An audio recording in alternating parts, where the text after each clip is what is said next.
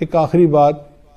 یہ میں اپنے دوستوں سے کر رہا ہوں، خاص طور پہ جن کو اجازت خلافت ہے ان کے لیے،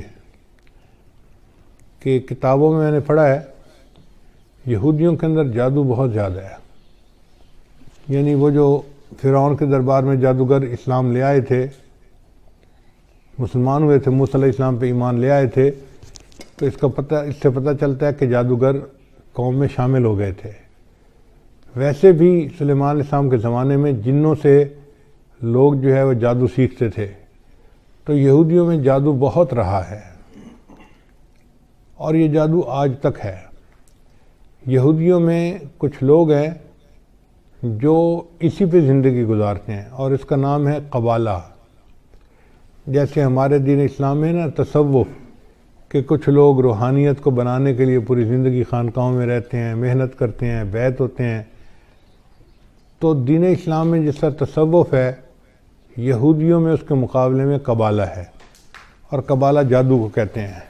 اور یہ جادو مستقل کرتے رہتے ہیں۔ ان کا حال یہ ہے کہ نبی علیہ السلام کے زمانے میں ایک آدمی تھا جو منافق تھا، اس نے نبی علیہ السلام پر بھی جادو کیا تھا، اس نے اور اس کی 2 بہنوں نے، اور نبی علیہ السلام پر 6 مہینے اس کا اثر رہا تھا۔ پھر اللہ تعالیٰ نے بتا دیا تو نبی علیہ السلام نے پھر ایک چٹان کے نیچے ان کے بالوں کو دبایا گیا تھا، وہ نکلوائے اور جادو کا اثر ختم ہوا۔ پھر اس کے بعد معوذتین نازل ہوئیں اور اللہ تعالیٰ نے ہمیشہ کے لیے جادو کا توڑ عطا فرما دیا۔ اب سوچئے کہ اگر اللہ کے حبیب صلی اللہ علیہ وسلم پر بھی جادو کا اثر ہو سکتا ہے تو بھئی ہم کس کھیت کی گاجر مولی ہیں؟ تو یہ یہودی مستقل جادو کرتے رہتے ہیں۔ کتاب میں لکھا ہوا تھا کہ ان کے جادو کرنے والوں نے بتایا کہ جب خلافت عثمانیہ کو توڑنا تھا تو ایک ایسا یہودی تھا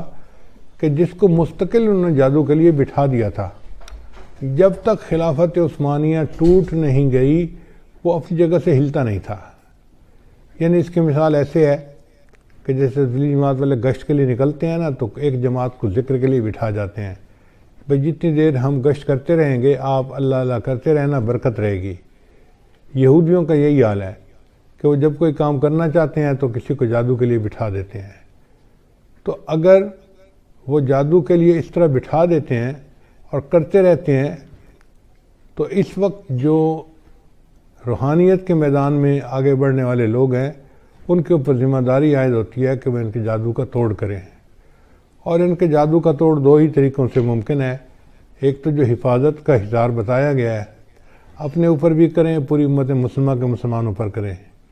اور دوسرا یہ کہ اپنے معاملات میں یہ چیز شامل کریں کہ معاملات بھی کریں اور 15 منٹ آدھا گھنٹہ ان جادوگروں کے اوپر غائبانہ توجہ بھی ڈالیں کہ اللہ ان کے دل میں مسلمانوں کا رعب ڈالے اور ان کے شر سے اللہ مسلمانوں کی حفاظت فرمائے۔ تو اس میں ایک تو امریکہ کا جو صدر ہے اس کو بھی شامل کریں، اسرائیل کا صدر ہے اس کو شامل کریں، انڈیا کا صدر ہے مودی اس کو بھی شامل کریں، اور اس میں سارے اسرائیل کے یہودیوں کو اور ان کے خاص طور پہ جو قبالہ کے جو لوگ ہیں ان کو شامل کریں، تاکہ ان کے دلوں پر اللہ تعالیٰ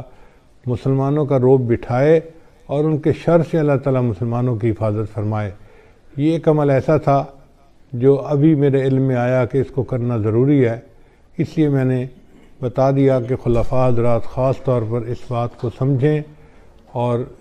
اس ذمہ داری کو پورا کریں۔ یہ امت لاوارث نہیں ہے، اس کی ذمہ داری روحانیت کے مشائخ کے اوپر ہے، ہر سلسلے کے مشائخ کے اوپر ہے، مگر کم از کم ہم تو پورا کریں نا۔ امید ہے باقی اولیاء کرام اپنی جگہ پہ دعائیں کر رہے ہوں گے اور توجہ کر رہے ہوں گے، ہم بھی اس میں شامل ہو جائیں گے تو اللہ تعالیٰ ہمیں ان کے شر سے محفوظ فرمائے اور اسلام کو اللہ تعالیٰ پھر عظمت کے دن عطا فرمائے۔